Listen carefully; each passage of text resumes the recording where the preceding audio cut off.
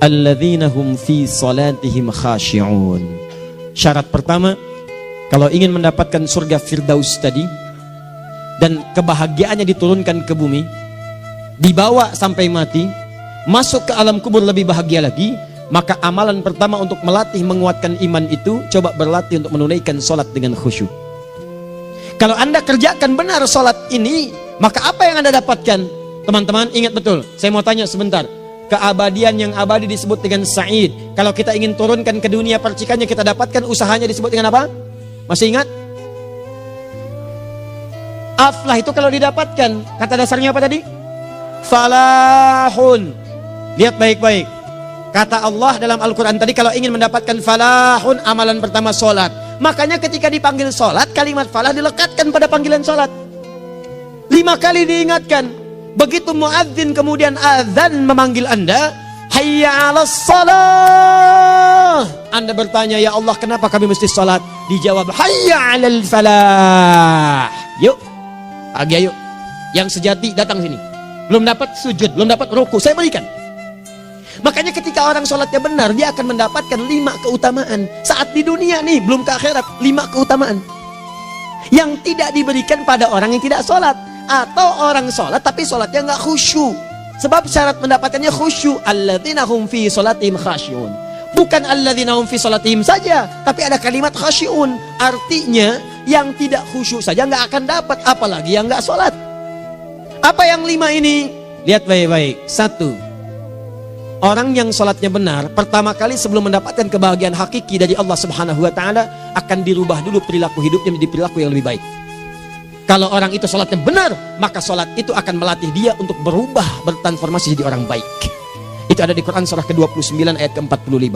Innas sholata tanha anil fahsya'i wal munkar. Sumber keburukan cuma 2, kalau bukan fahsya itu munkar. Maaf, pornografi, porno aksi, LGBT, kata-kata jorok, kotor itu fahsya. Di orang sholat kata Allah, mustahil berkata-kata kotor. Orang sholat tidak akan pernah mencela. Orang sholat tidak punya kata-kata jorok. Jadi kalau ada sekarang orang yang sholat senang mencela orang lain, itu berarti ada masalah dalam sholatnya. Dan dia belum dijamin sebagai ahli surga terbaik. Dan hidupnya nggak bahagia. Nggak bahagia. Aneh nih. Sholat tapi senang celah orang. Aneh.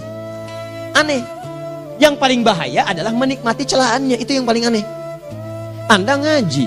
Anda ikut taklim. Taklimnya sesuai Quran. Taklimnya petunjuk sunnah. Anda sholat, Anda puasa. Tapi Anda masih senang mencela orang lain. Dan menikmati celahan itu. Kalau nggak mencela, kayaknya nggak komplit kehidupan.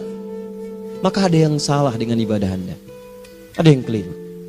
Karena mustahil taat bertemu dengan maksiat. Itu mustahil. Mungkar, keburukan yang diingkari oleh hati. Sumbernya nafsu perut dengan akal. Bohong, mencuri, menipu, membunuh, merampok, membegal, mabuk dan sebagainya. Itu namanya mungkar. Orang sholat gak mungkin mengerjakan mungkar. Jadi kalau sholat kita benar, cukuplah Anda sholat, maka Anda akan jadi orang baik. Makanya kata Nabi, Anda punya anak dari kecil ajarin sholat. Sholat kalau naik jadi balik, kerjakan terus. Kasih pelajaran membuat dia mengerti. Kalau masih susah, berikan pelajaran. Ini sering diterjemahkan dengan memukul. Mukul di Arab beda dengan konteks mukul sekarang. Mukul di Arab tuh ngasih pelajaran supaya ngerti. Anda bisa terjemahkan dengan konteks lain. Uang jajannya tahan, yang kesukaannya simpan dulu. Bisa dengan konteks kekinian. Tapi poinnya, kenapa anak Anda dari kecil ajarin sholat, sampai kenalkan dengan masjid, ajari 3 tahun bawa ke masjid, kenalkan dengan masjid. Gak ada masalah lari-lari itu sebelum waktu sholat. Kenalkan dulu. Dulu orang-orang tuh begitu, sebelum waktunya dikenalkan, jalan, begitu lari, biarin dulu. Setelah itu diberi pengertian. Nah, ini bukan tempat berlari, yang berlari di sana nanti, yang di sini nanti akan ada orang-orang baik semuanya. Terus anda lihat berbaris, baris rapi. Kalau pengen baik ikutan baris nanti. Terus nanti ada yang mimpin di depan, namanya imam. Imam itu siapa ya? Tetangga kita bukan yang Pak Imam, bukan. Kalau tetangga kita namanya Imam S. Arifin. Kalau yang ini imam sholat namanya. Imam sholat itu nanti akan pimpin menyembah Allah. Allah siapa ya? Allah itulah yang memberikan ayah rizki. Allah itu yang memberikan ayah rizki sehingga bisa beli tobot buat kakak, beli robokar poli. Ini yang poli, ini yang embers, ini yang heli. Ini buku kakak semuanya tuh. Yang kasih Allah. Nanti kalau kakak bagus bisa ikut rapi di sini. Allah akan senang, akan ditambah lagi oleh Allah. Oh begitu ya. Datang, begitu caranya. Ini bukannya waktu sholat belum dikenalin tadi bawanya main-main di masjid. Bahkan ada yang agak repot lagi, di rumahnya susah diatur, dibilang, kamu ini susah diatur, main sana ke masjid, disuruh main, ya main di masjid. Yang salah bukan anaknya, orang tuanya. Apa rahasianya anak itu disuruh ke masjid, suruh sholat? Rahasianya, begitu anak itu sholat dengan baik, maka dia akan tumbuh jadi anak baik di kemudian hari. Itu maksudnya. Nah, sekarang saya agak bingung ini, pendidikan TK sekarang salah sih? Enggak, cuma saya agak bingung mikirnya. Ini anak belum diajarin sholat, udah diajarin manasik. Itu bagaimana cara berpikirnya Ferguson? Agak repot saya mikirnya tuh. Ya, walaupun salah sih enggak, cuma saya bingung gitu. Kenapa nggak dikerjakan tahap yang pertama dulu? Tangga itu kan berurutan, nggak bisa Anda lompat langsung ke 5. Kan 1, 2 belum terlewati. Jelas ya? Ah, ini gambarannya. Sholat nih. 1 pasti baik. Ini kalau sekarang sholat, lisan belum baik, mata belum baik, sampai ke kaki, berarti ada yang salah sholatnya tuh. Ada yang nggak tepat. Tangan sembarangan, snack orang ngambil. Awas. Tuh sendal orang, mau wudhu nggak ada sendal, pakai sendal orang. Udah bilang belum? Kehujanan pakai payung orang. Udah bilang belum? Ya kan gampang Ustaz. Ini kan juga mungkin diikhlaskan karena Allah. Ya ikhlas, cuman pakainya belum minjam. Bagaimana kalau sedang pegang payung itu keluar, Anda meninggal? Nah, coba mikirin ke situ. Coba ke kantor. Kalau didorong proyek yang nggak jelas, minta tanda tangan, pikirin dulu bagaimana kalau meninggal. Kemarin saya sama teman-teman artis saya katakan begini, Anda ya, kalau Anda mengaji dengan saya, jangan pernah menerima peran maksiat. Walaupun itu sekedar adegan, tapi itu maksiat. Kalau bayangkan ketika Anda memerankan itu, Anda diwafatkan oleh Allah Subhanahu Wa Taala. Maka demi Allah saya katakan tidak ada faedahnya Anda ngaji sekarang, ngaji besok. Ketika Anda menerima peran itu, Anda wafat dalam keadaan bermaksiat di hadapan Allah Subhanahu Wa Taala. Maka saya pun katakan pada Anda, ayo belajar yang betul, pahami, bangun sholat, belajar, dalami seperti orang tua kita dulu. Tinggalkan nyontek, budaya yang nggak jelas. Rasakan ketika nyontek Anda wafat, apa yang Anda dapatkan? Di Libya itu kalau nyontek, di Libya ya, saya pernah sekolah di Libya nih, itu kalau nyontek dibiarin aja dulu. Dan rekornya 100% ketahuan. Begitu sudah selesai, cuma jeda 2 jam, langsung ada panggilan. Si Fulan silahkan datang ke kantor. Apa yang disediakan di kantor sudah siap. Anda diberi waktu 2 jam dari sekarang, siapkan beres-beres koper Anda. Di sini tertulis Anda akan pulang. Tiketnya sudah lengkap, dikawal 2 orang. Dituliskan di situ anak ini nyontek, gak boleh kembali ke sini. Libya. Gak ada, zero tolerance bagi yang seperti itu. Keluar. Kami gak terima di sini. Harusnya begitu. Gak ada faedahnya. Yang kita butuhkan amalan dari ilmu, bukan nilai-nilai itu sementara. Gak ada. Sudah. Nah ini akhirnya begini kualitasnya nih. Tertulis di ijazahnya bagus, cum laude, IPK-nya 4, tapi gak ada aplikasinya. Yang pintar banyak. Kita butuh yang baik, pintar yang baik. Sekarang yang pintar banyak, kepintarannya dipakai untuk nipu orang. Itu yang bahaya. Ahli hukum banyak yang dihukum. Ahli ekonomi tidak bisa mengangkat perekonomian. Apa yang salah? Apa yang salah? Ini yang jadi persoalan. Tapi dasar manusia begitu di sidang mulai pakai peci, pakai baju koko, pakai tasbih, dan pakai kerudung. Luar biasa. Nih, 2. Orang kalau sholatnya benar, Allah akan berikan ketenangan dalam jiwanya. Tenang hatinya. Jangankan musibah kecil, musibah paling besar pun tenang aja dia. Tenang, dia paham rumusnya. Allahu Akbar. Turun Quran. Surah ke-13 ayat ke-28. Ala bidzikrillahi tatmainnul. Yakinkan pada dirimu, zikir kepada Allah membuat hati tenang. Di antara turunan zikir amalannya adalah sholat. Dari mana taunya? Quran surah ke-20 ayat ke-14. Innani anallahu la ilaha illa ana fa'budni wa aqimis salata li dzikri. Saya Allah, kata Allah ke Nabi Musa. Tidak ada Tuhan selain saya, sembah saya. Bagaimana menyembahmu ya Allah? Tunaikan salat sebagai zikir kepada saya, zikir. Nah, maka kalau Anda sedang tidak tenang, ayo ke masjid. Banyak zikir itu, baca Quran zikir. Quran surah 15 ayat 9. Inna nahnu nazzalna dzikra. Kami turunkan Al-Quran sebagai zikir. Jadi kalau Anda sedang baca Al-Quran, Anda sedang berzikir. Ibu kalau sedang gak tenang, Bu, gelisah, gak enak, gak usah mengeluh, apalagi bikin status gak karuan. Ibu wudhu, ambil mushaf baca. Begitu sedang baca ada ketenangan dalam jiwa. Berdoa, zikir. Kalau sedang gak tenang, besok ada proyek, doa dulu. Doa itu memberikan ketenangan. Makanya doa disebut dengan zikir. Quran surah ke-7 ayat 205. Wadhkur rabbaka fi nafsika tadarruan wa khifatan wa dunal jahri minal qaul. Ayo berzikir, minta kepada Allah dengan segenap jiwamu, mohon dengan penuh ketawaduan. nanti ketenangan diberikan. Menghafal Quran, baca itu zikir. Quran surah ke-54 ayat 17, 22, 32, 40. Walaqad yassarnal Qur'ana lidzikri fahal mim muddakir. Menyebut nama Allah, Al-Asmaul Husna itu zikir. Sedang ada persoalan, ya Allah, ya Allah, ya Allah, ya Rahman, ya Rahim, ya Malik, ya Qudus, ya Allah, ya Allah, ya Allah, ya Allah. Zikir. Dalilnya Quran surah kedua ayat 152. Fadhkuruni azkurkum. Sebut namaku, zikir. Aku pun akan mengingatmu. Gimana menyebutnya? Ditafsir di Quran surah 17. Ayat keberapa? 110. Qulid Allah awid Rahman ayyamma tad'u falahul asmaul husna. Sebut nama Allah. Itu menenteramkan pada jiwa. Sedangkan sholat gabungan dari semua zikir tadi. Bukankah dalam sholat Anda baca Al-Quran? Bukankah dalam sholat Anda menghafal Al-Quran? Bukankah dalam sholat Anda berdoa? Bukankah dalam sholat Anda istighfar? Anda mohon digabungkan semua itu. Amalan sholat menggabungkan semua jenis zikir. Masa Anda nggak tenang juga? Makanya sholat, jangankan sholat ya, tempat sholat itu yang menenangkan. Tempat sholat, tempat paling tenang di muka bumi. Kalau nggak percaya silahkan ya, Anda sebelum masuk ke Istiqomah ini, begitu Anda masuk kan perasaannya beda kan? Lain. Silahkan cek, kalau cari ketenangan datang ke masjid.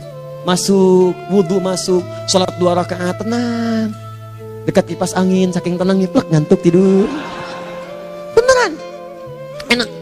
Makanya saat Ramadan kalau orang pengen cari ketenangan, lihat di perusahaan-perusahaan penuh tuh musola pada tidur. Ya, mengamalkan hadis palsu. Ya, dia musoim ibadah, tidurnya orang puasa ibadah. Hadis palsu. Nah, itu teman-teman. Itu gambarannya tiga. Orang yang salatnya khusyuk benar, itu dijamin langsung oleh Allah Subhanahu wa taala akan dimudahkan semua urusan hidupnya termasuk rezekinya. Ini yang saya katakan. Jadi saya katakan tadi, di akhirat ini, di surga, rezeki tinggal ngambil. Anda kalau benar sholatnya, itu langsung dijanjikan oleh Allah. Rezeki itu nggak perlu Anda banyak pikirkan. Ikhtiar sedikit, datang. Bahkan dari sisi yang tidak Anda duga. Apa dalilnya? Quran surah ke-65 ayat 2 dan 3. Ditafsir di Al-Baqarah ayat 2 dan 3. Wa may yattaqillaha yaj'al lahu makhraja. Ada orang yang meningkatkan takwanya kepada Allah, kami mudahkan urusan hidupnya. Setiap persoalannya diberikan jalan keluar, mudah. Solusi. Setiap ada problematika, ada solusi. Wa yarzuqhu min haitsu la yahtasib. Dan kalau dia ingin mendapatkan rezeki, bahkan kami kirimkan dari sisi yang tidak dia duga. Orang lain capek ini datang lagi, tawaran proyek datang lagi.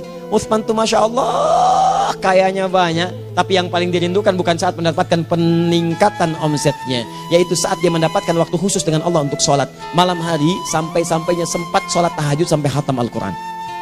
Abdurrahman bin Auf demikian, Tamim Ad-Dari demikian, sholat karena tahu sholat itu meningkatkan rizki. Karena tahu kuncinya ada di situ, Allah yang punya rizki. Disebut dengan Razak, pemilik rizki. Maka saya harus punya hubungan dekat dengan Allah.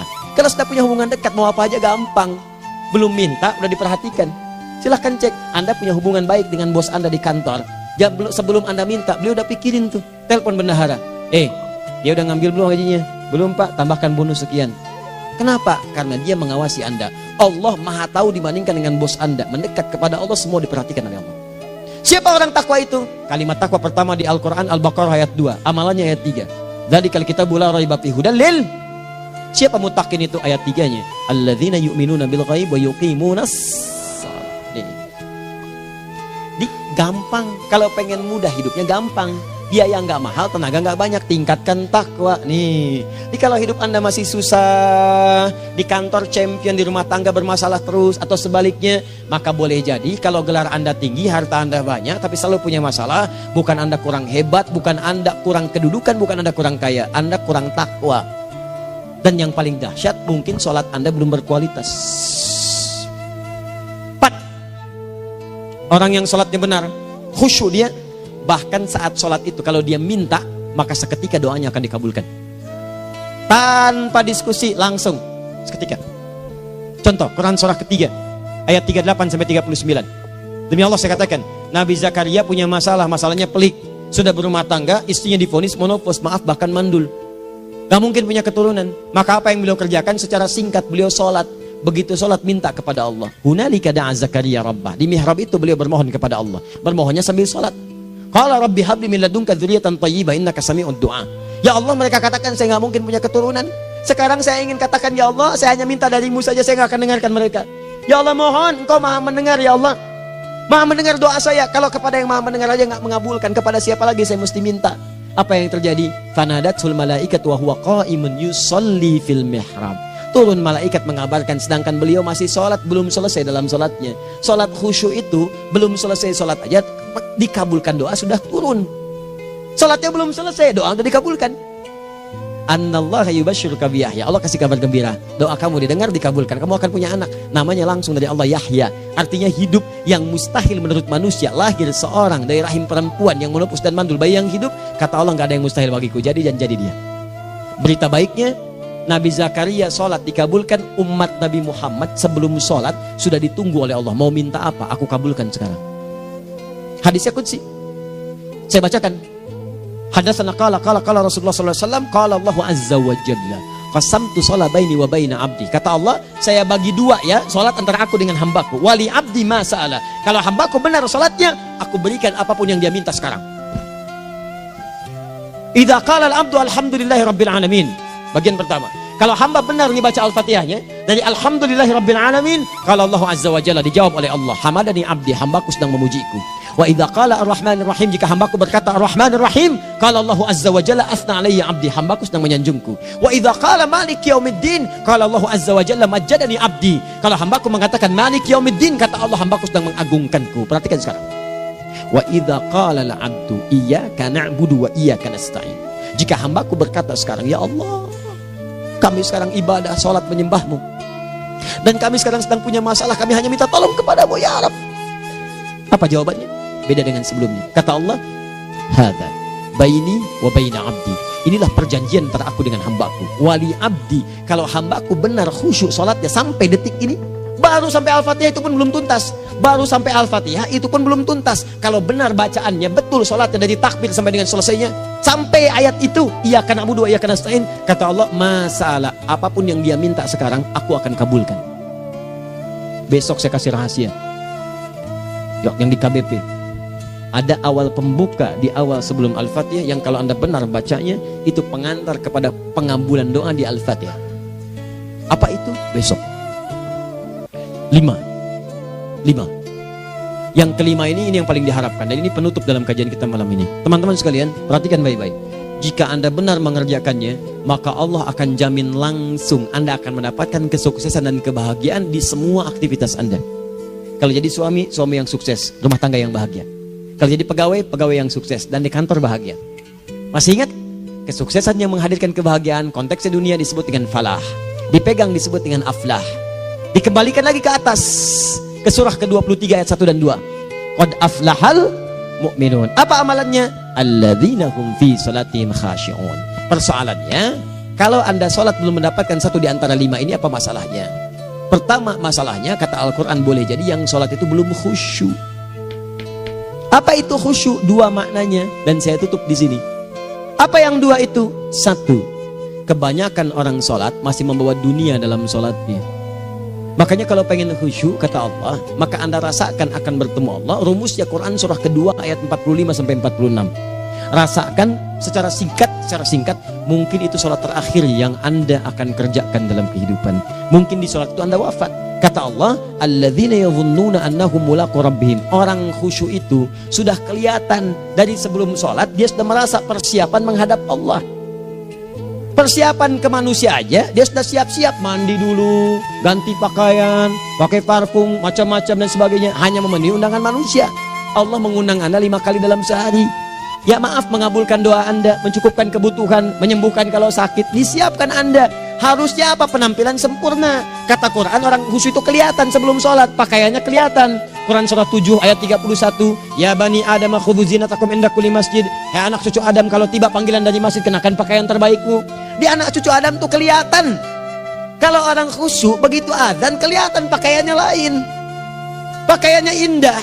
Khudzu zinatakum, kenakan pakaian terbaikmu. Dipakai bertemu Allah.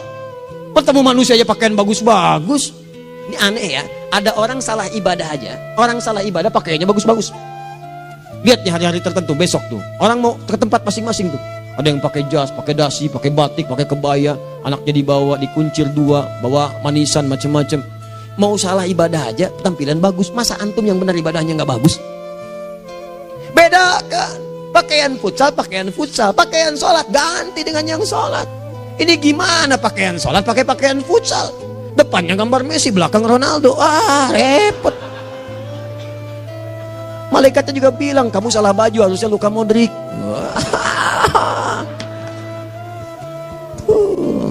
Apalah saya. Nah, yang mau tanya apa? Mourinho dipecat saya tahu. Lagi nganggur sekarang, ditawarin Benfica dia nggak terima. Sekarang jadi dia komentator di beIN Sport. Nanti sebentar lagi dia akan komentar di laga Saudi dengan Qatar dan komentar laga Arsenal dengan Ipswich. Digantikan oleh Solskjaer. Dia super sub dulu. Ya, super sub. Ya, the baby assassin, ya pembunuh yang berwajah baby face. Masuknya di akhir-akhir, gol. Sekarang melatih dia 5 kali kemenangan, belum kalah sama sekali. Saya hafal itu. Tapi masih di urutan ke-6, tapi jaraknya ke yang ke-4 itu tinggal 3 poin lagi. Hafal saya. Liverpool tahu cuma 4 poin sekarang bedanya, kemarin 7 kalah 2-1 sama Manchester City. Walaupun banyak analisis yang menyebutkan mungkin itu diberikan saja gitu kan, karena ada yang lain-lain. Hafal kedua Manchester City. Hafal saya. Ayo mau tanya apa lagi? Tottenham Hotspur ke bawahnya, ada Chelsea, ada Arsenal, baru kemudian Manchester United. Liga Italia, wah udah gak kekejar Juventus. Ya, apa lagi? Dan seterusnya lah. Gak ada ujungnya bahas yang begituan. Jelas ya? Maksud saya, Anda tanya itu saya jawab. Tapi tidak menghilangkan ibadah kita yang lain. Dan apa ruginya? Ya tahajud dah. Apa yang bisa dikerjakan besok, lihat besok. Ya kan tahajud kan bisa besok. Ada orang tahajud jam 10 pagi? Gak ada. Lebih baik Anda kerjakan malam tahajud. Yang tidak bisa dilihat malam, bisa dilihat besok. Cara berpikirnya bagaimana kalau besok meninggal? Gak kesampaian teman-teman sekalian. Gak kesampaian. Nah maka dari itu, Anda kalau mau ada panggilan sholat, siap-siap baju yang bagus. Itu sempurnakan. Anda panggilan orang mandi, panggilan Allah, buka Quran surah 5 ayat 6, sempurnakan wudu. Ya ayyuhalladzina amanu idza qumtum ila shalah faghsilu wujuhakum. Wudu yang baik. Berpakaian yang rapi. Kenapa? Karena boleh jadi saat dipanggil Anda wafat saat itu. Maka wafat Anda dalam keadaan yang suci, dengan keadaan tobat, dengan pakaian terindah pada saat itu. Yang kedua, maaf, orang-orang kurang khusyuk itu saya tutup. Yang kedua itu karena kebanyakan orang sholat tidak paham, tidak mengerti apa yang dibaca dan dilakukan dalam sholatnya.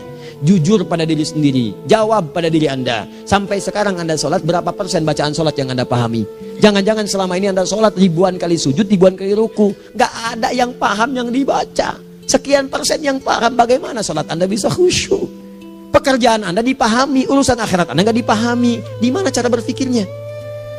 Aku yang bagaimana atau engkau yang harus bagaimana? Ya, coba berubah. Nah ini baru satu amalan, belum yang lainnya. Ada 5 amalan lagi yang kalau kita bisa turunkan itu, selain sholat yang khusyuk, maka jaminan tadi akan datang. Baru sholat khusyuk aja 5 datang, apalagi ditambah dengan 5 amalan lainnya lagi. Demi Allah saya katakan, dunia kecil sekali, gak ada nilainya. Akhirat aja enak, nikmat. Saya ketemu Ustaz Arifin beberapa waktu lalu, dan kita doakan semoga Allah berikan kesembuhan, kesehatan. Saya datang, biasa kita adamin berdoa, duduk. Bang istirahat, bang butuh istirahat, umat udah nunggu. Dah gak usah mikir yang lain, karena beliau cerita masjid, cerita zikro, cerita mana. Ya insya Allah, nitipin ini, nitipin itu dan seterusnya. Dan yang paling indah adalah, bang kita saling panggil weekend. Nikmat, gak ada yang senikmat ini. Zikir, Allah, doa. Nah bayangkan sakit tapi masih nikmat gitu. Nikmat. Iya bang, saya paham. Istirahat dulu.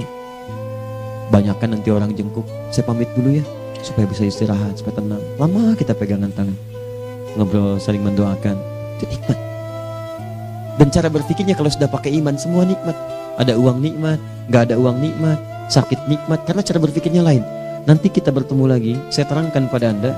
Dan saya contohkan satu kisah. Bahkan ketika ada orang yang diuji Allah dengan ujian yang sangat luar biasa, yang menurut sementara orang itu ujian sangat luar biasa menggetarkan jiwanya dan susah untuk bertahan, tapi orang ini nikmat saja menjalaninya. Nikmat. Ada yang di rumah tangga, ada yang di macam-macam. Contohnya banyak. Satu contoh saya berikan di malam ini. Sekali suami istri, wah luar biasa.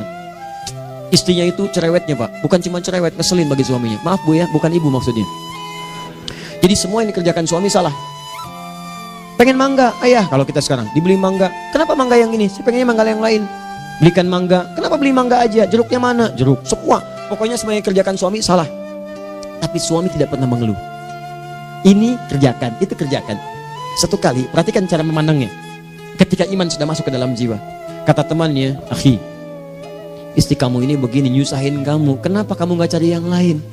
Kan gampang ada syariat. Udah pisahin aja, cari yang lain. Kamu tenang ibadah. Apa jawabannya? Hey, Allah sudah turunkan surga ke saya lewat dia. Kenapa kamu meminta saya untuk menjauhinya dan meninggalkan surga saya? Ini cara melihat dia. Bukankah ketika ada berbagai keluhan saya sabar? Bukankah sabar mendekatkan saya ke surga? Allah kirimkan tipikal istri seperti ini supaya mendekatkan saya ke surga. Dengan itu kan saya banyak pahala. Saya sabar, pahala banyak. Sudah Allah berikan pahala kepada saya. Kamu malah nyuruh saya untuk berpisah dengan pahala itu. Perhatikan cara berpikirnya. Indah. Kalau rumah tangga seperti ini semuanya enak gitu. Suaminya biasa-biasa, istrinya cantik, luar biasa. Begitu berdandan kelihatan, kata suaminya, Masya Allah, wajahnya tak berpaling, mata tak berkedip. Kata istrinya, ya zauji madhabik, sayang kamu kenapa? Wallahi syakiran lillah bihadari, demi Allah aku bersyukur mendapatkan istri secantik kamu.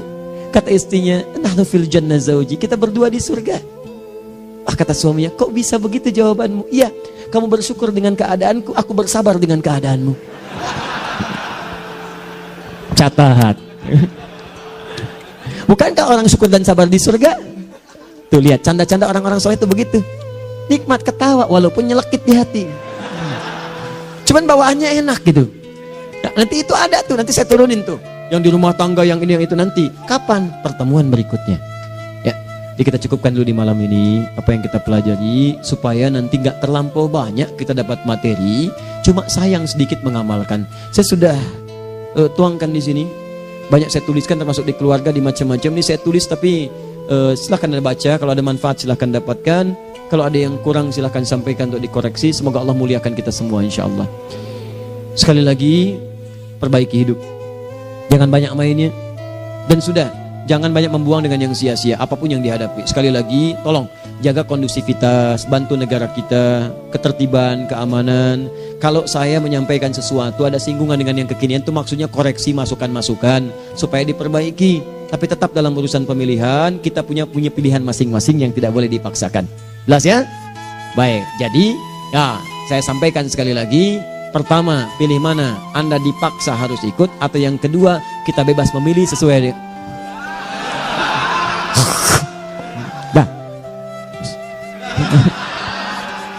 Sudah ya. Jadi kita akhiri, subhanakallahumma bihamdika asyhadu an la ilaha illa anta astaghfiruka wa atubu ilaik. Wa akhiru da'wan alhamdulillahirabbil alamin. Berjumpa besok sesi terakhir fikih ikhtilaf di Masjid Ar-Rahman Kota Baru Parahyangan. Assalamualaikum warahmatullahi wabarakatuh.